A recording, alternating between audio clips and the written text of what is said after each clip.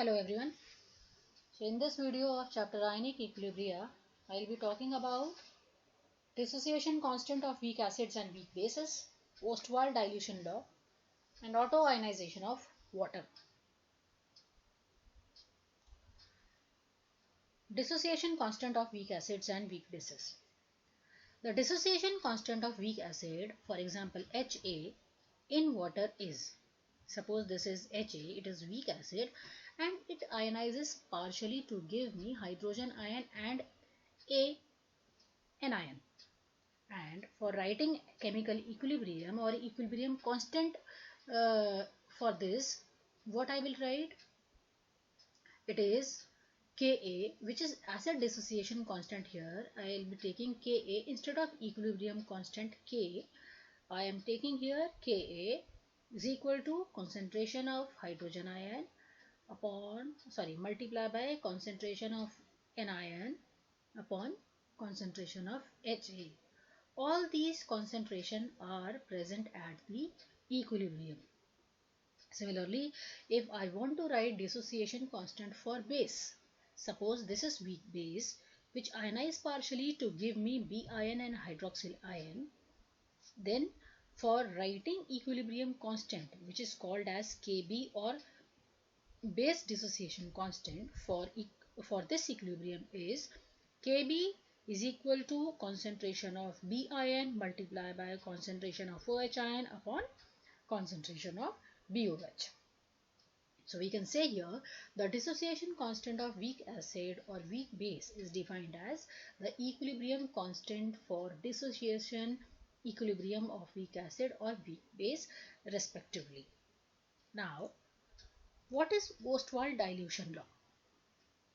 Arrhenius' concept of acids and base was expressed quantitatively by Ostwald in the form of Ostwald dilution law. It is given for weak acids as well as for weak bases also. Let's talk about weak acid first. Consider an equilibrium of weak acid Ha that exists in solution partly as undissociated species like Ha and partly HIN and some AI or NI. This is the equation where you are seeing Ha is dissociated partially to give you hydrogen ion and anion. For this, we have written its acid dissociation constant, which we have learned in the earlier slide. Now, what we are supposing here, we are taking 1 mole of Ha initially in V volume, which is representing in dm cube in solution, and at equilibrium the fraction dissociated would be alpha, and where alpha is degree of dissociation of acid. So the fraction of an acid which remain undissociated would be 1 minus alpha. So this is what I am representing here at equilibrium. Suppose alpha mole of Ha are being formed and alpha of anion are formed, and this is the moles of Ha which remain undissociated at equilibrium. And if I want to calculate the concentration of these mole, I will simply divide it by V. All of them I will get concentration at equilibrium in mole per dm cube. So Ha concentration would be 1 minus alpha upon V mole per dm cube, and concentration of HIN is equal to concentration of anion produced, which is equal to alpha upon V mole per dm cube.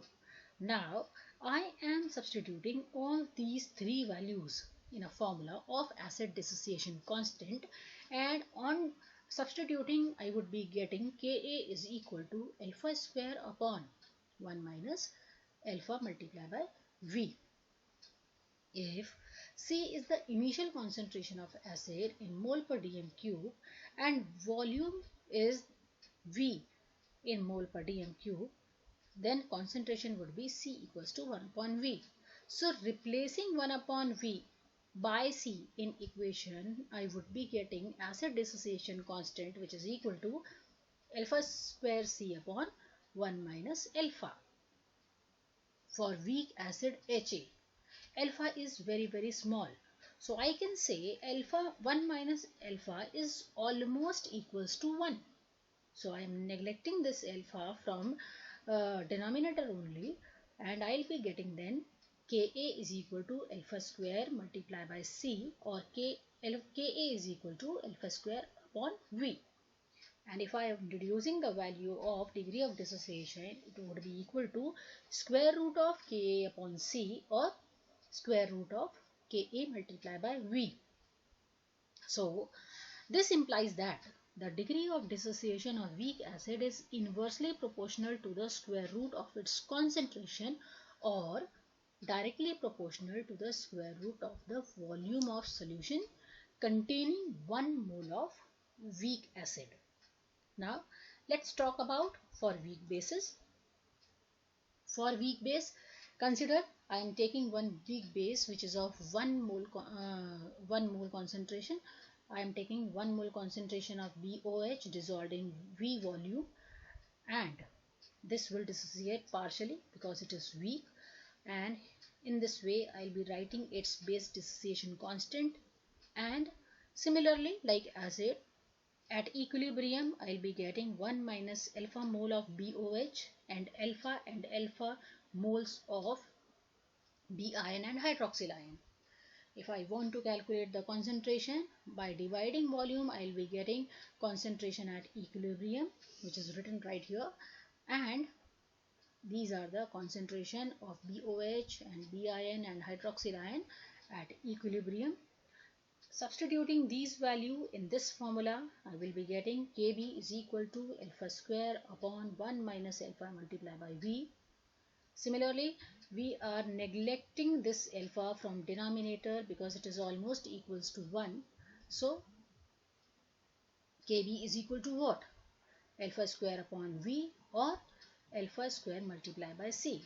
Again here I am putting C is equal to 1 upon V, and if I want to reduce term degree of dissociation, here I would be getting is equal to under root Kb multiplied by V, or Kb upon C square root.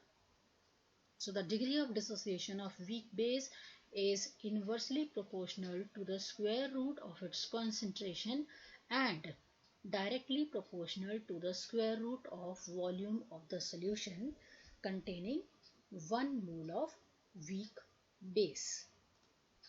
Now, autoionization of water. Pure water ionizes to very small extent, and the ionization equilibrium of water would be represented like water is ionizing to give you hydronium ion and hydroxyl ion. Because the concentration of hydronium ion and hydroxyl ion is exactly equal, that is why water is neutral in nature. If I need to write its equilibrium constant, what I am going to do, K is equal to concentration of hydronium ion multiplied by concentration of hydroxyl ion, and in denominator I will be getting water molecule whole square, the concentration of water molecule square, because two molecules are participating in the reaction. We need to take care of stoichiometric constant, stoichiometric coefficient for writing chemical equilibrium constant. So if I am rearranging this equation, so what will happen? K multiplied by concentration of H2O raised to power 2 is equal to hydronium ion concentration multiplied by hydroxyl ion concentration. Now water ionizes partially. That means most of the molecules remain undissociated in the solution. That is why I am replacing this H2O raised to power 2 concentration by K dash. I can say here K multiplied by K dash is equal to hydronium ion concentration multiplied by hydroxyl ion concentration.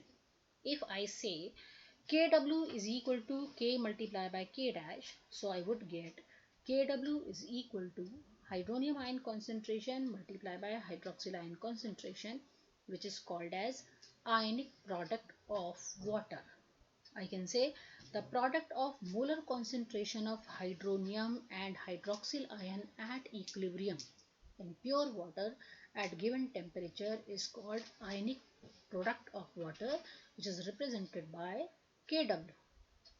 In pure water, hydronium ion concentration is always equal to hydroxyl ion concentration at 298 Kelvin, and it is found that the concentration of hydronium or hydroxyl ion is equal to 1 multiplied by 10 raised to minus 7 mole per liter. So we can say, if I am going to calculate ionic product or Kw for pure water, it would be equal to 1 multiplied by 10 raised to minus 14. So this is the value of ionic product for pure water. Thank you.